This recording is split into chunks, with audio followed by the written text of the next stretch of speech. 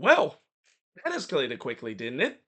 So, what's kind of interesting about this game, and for those of you that didn't watch this game or pay too much attention to it, at least in terms of what happened in the last 12 minutes of this game, it was actually a competitive game. I mean, heading into the 79th minute, it was 1-1 in this game, and it looked like we were in for a grandstand finish. And then Santi Rodriguez score, and yeah, the rest is basically history. So early on, speaking of Santi Rodriguez, he hits one right to Yarbrough in the second minute before Majatovic would hits it high on the header and straight off the bat. NYCFC was pressing early for the opener. Risa would heads it wide from close range. There was way too many set piece the Quakes were giving up. They mentioned it a couple of times throughout the broadcast, the problem that the Quakes have been having this season in terms of giving up set pieces, and I would say that that's valid considering that that's been one of the issue for this Quakes defense. I mean, this Quakes defense obviously is not good whatsoever, but it also doesn't help the fact that they're giving up so many set pieces this season. They even mentioned they have actually gave up the fourth most set piece goals this season, which is kind of surprising consider how many set pieces they're giving up. They've only at the fourth worst part. So that being said, the first shot of the game for the Quakes did see Pellegrino miss wide from the far post before O2 puts it wide from close after just another turnover from the Quakes. The shots were 5-1 for NYCFC 20 minutes into this game, and really up to this point, it was all NYCFC, and it feels like it's a very familiar Quakes kind of role performance where they not only did not start on time in this one, but it feels like they bought not to show up in this game because after all, they've never beaten NYCFC in the time when both of these teams play against each other, and you probably know by the score line, they still have not beaten NYCFC in their club history. Rodriguez would then puts it wide on the curler. Bruno Wilson had to be subbed off with a knee injury as Muni replaced him there. Yeah, something tells me, unfortunately, I have to say it could be the A word that I have to mention in terms of the injury. The way that he kind of walked out gingerly like that, it immediately make me think about the A word. And I know this season, obviously, injuries has been a problem for the Quakes, especially the back line, and that kind of maybe sums up why the Quakes have been so bad defending this season because you have your starting center back dropping like flies left and right, and knowing that they don't have any depth whatsoever in terms of that spot, yeah, that's kind of is the reason why they are one of the worst uh team defensively this season. So that being said, he was not the only defender that was subbed off with a knee injury. Just 5 minutes later, O2 had to be subbed off with a knee injury as Illich replaced him there. Yeah, there's something definitely gone wrong with that turf tonight at Yankee Stadium because there were players that were just dropping like flies, especially the defense. I mean, both defense is just dropping like flies in terms of injury. They even mentioned early in the game that before the game started during training, Thiago Martins actually had to be scratched off late because he injured his knee, I believe, in the beginning of the game. So yeah, that kind of would be a little foreshadow of just the fact that that field at Yankee Stadium and that pitch it seems like it was cursed tonight. So that being said, in the second minute of stoppage time, Lopez puts it over the bar as that was the Quakes' second shot of this game. In fact, the shots were 8-2 for NYCFC. They were still the better team. The only problem is that they only have put one shot on target, and that actually is combined for both of these teams. Muni then hits it right to freeze in the 7 minute of stoppage time, as that was only the second shot on target of the game and the first for the Quakes. And we do head to halftime with the scoreline scoreless between both of these teams. It wouldn't stay scoreless for long heading into the second half, as in the 50th minute, Hannes Wolf would score from Rodriguez to give NYCFC a 1-0 lead. Quakes did not clear their lines there. This won't be the only time I'll mention this because they also conceded a goal very similar to that. But to the Quakes' credit, they immediately respond as 3 minutes after going down 1-0, Amal Pellegrino would score from Lopez to time the game up at one apiece. I thought this is when the game started to open up as both of these teams was being direct on the attack. And then the post denied Chakeras from close range, and I thought it was kind of night and day to see how the Quakes were attacking in the second half. In the first half, they basically did nothing on the attack, and partially due to the fact that the midfield was non-existent. They would keep giving the ball away back to NYCFC. But in the second half, at least in the beginning, they didn't really quite do that, and it's no surprise that once you get to that front three, and we know this Quake's front three is decent, but it's about getting to that. It's about getting to the ball to Hernan Lopez, because if you can give him the ball and he has some space to work, yeah, this is kind of the magic that he can do, like these what he did in the 53rd minute, setting up Amal Pellegrino and the equalizer for the Quakes.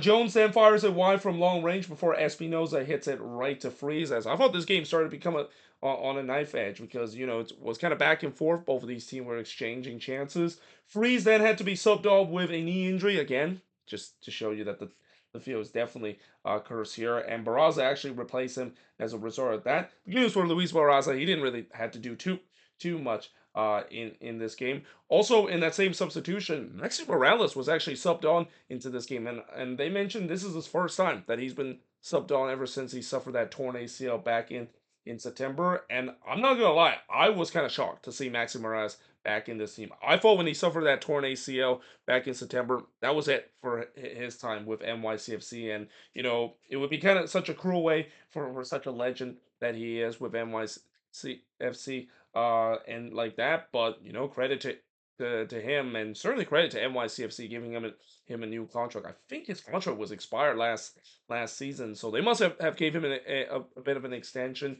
and now he's back on the pitch for the first time. And again, I wouldn't blame anyone, even NYCFC fans, forgetting that Maxi Morales was still around this team. But that being said, in the 78th minute, Pereira would miss one from long range, and then in the 79th minute, NYCFC retake the lead. It's Santi Rodriguez. He he retakes the lead for NYCFC in this game, and once again, just some criminal defending there from the Quakes, especially from Tanner Beeson, who, yeah, something tells me Tanner Beeson, I think a lot of Quakes fans are basically asking him to not go back to San Jose, because he is pretty much right now the most hated man right now in the Quakes fan base, because he basically lost the ball here in the worst possible position after he just won the challenger early on. And yeah, just like that, NYCFC retake the lead at this point, and this is when the floodgates open. After Jones puts one right to Yarbrough in the 85th minute, Alonso Martinez would score for Morales to make it 3-1 in favor of NYCFC. So Max Morales on the score sheet, or on the assist chart for the first time since suffering from that torn ACL injury. And again, that just shows you the resilience that he has. But in the first minute of stoppage time, Yarbrough would deny Jones from close range, and I just said that the Quakes have flat out gave up. Like, you can clearly see that this team gave up. They don't want to be there whatsoever. And in the first minute of stoppage time, and literally right after I wrote that, Alonso Martinez would score his second goal off the game to make it 4-1 in this one. Jones then puts it high from close range. I tell you what, Malachi Jones, he must be thinking of himself, does he need to do to score a goal in this one? Because while his teammates, especially Alonso Martinez, has been scoring, he's just kind of been stake bin. He just could not put one on target.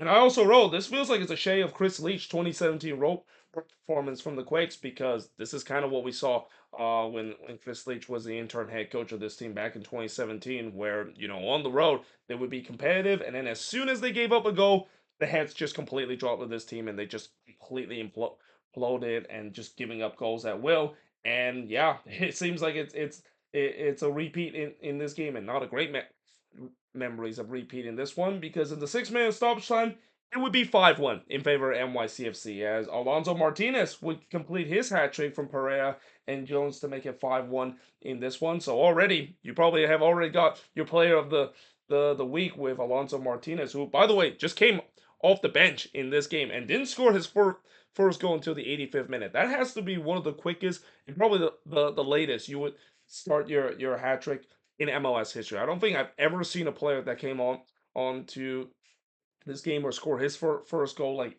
in the last 5 minutes and basically score a hat trick as a result. Now, to be fair, there was 9 minutes of stoppage time in the second half, but still, yeah, that was kind of crazy to see how he was able to score a hat trick in such a quick fashion, especially in the latter part of the game. And I also wrote low because honestly, when that fifth goal went in, I was just laughing my ass off seeing that, because yeah, I mean that just kind of sums up the Quakes, not just this season, but in their franchise for the last decade in general, as they get absolutely blown out in this one. 5-1 is the scoreline in favor of NYCFC. The shots in this one, 20 shots compared to 12 that the Quakes had. 3 shots on goal compared to 7 that NYCFC had. 7 shots off target compared to 4 that the Quakes had. 3 shots on wall compared to 5 that NYCFC had. And possession-wise, 57% possession compared to 43% possession the Quakes has in this game. And remember how I mentioned that Caleb Porter seems like he could be the next head coach to be let go? Don't be surprised if Luchi Gonzalez might be on that list, and maybe Luchi Gonzalez might be the next one to go because the team just flat out quit in the last 10 minutes. And when you have this kind of performance where the team just flat out quit and the team is not playing very well, won't be surprised if Lucha Gonzalez maybe get his marching order in these upcoming weeks. And yet, unfortunately, as I said before, firing Lucha Gonzalez is not going to fix any of this issue. Firing Lucha Gonzalez is not going to fix the defense. Just been absolute mess right now. And I know there's injuries that has been a problem. But man, this is just this is like 2018 level of bad defending there from the Quakes, and I mentioned even before. This feels like a very 2018 season from the Quakes, where the attack is not the issue for the Quakes. The attack is actually pretty good, and even going back to that 2018 season, as painful as that season was, their attack was actually pretty decent, and at times it was actually pretty fun to watch the Quakes play, even though they gave up tons of goals. And it feels like we're here we are once again here, and I just feel so bad for all those attackers, especially Hernan Lopez too, because as I mentioned, of the fact that even though Hernan Lopez has really gave an uh extra energy to this Quakes attack, it really doesn't matter if the defense are just basically playing like this every single game. And like I said, firing Luchi Gonzalez is not going to solve the issue. We all know what's the main issue of this team, and especially who is actually owning this team. That is clearly the main issue of this team right now. But for NYCFC, good win for them. And again, it's kind of an easy win when you face against a team that basically had no defense and decided to just single-handedly checked out in the last 10 minutes of this game. But there you have it. That is pretty much it in terms of this review. And let me know in the comments below, what do you think of this game, as this is actually the first of what would be 13 games that's going to happen this match week. It's very rare for me to say that on a Friday night because, like I said, it's been a while since we have a Friday game, and I wish there were more Friday games in the future. I think there will be, and I think NYCFC is going to evolve in a couple of them. Apple TV, just do me a favor and bring more Friday games, because I do like to enjoy these kind of games to kick off the weekend. And especially I do enjoy the fact that at least this pain that the Quakes would suffer will just kind of languish by the time we get to Saturday and Sunday. But either way, hope you guys enjoyed this video. If you do, make sure you guys do like, smash the subscribe button, and yeah, I of course will see you guys next time.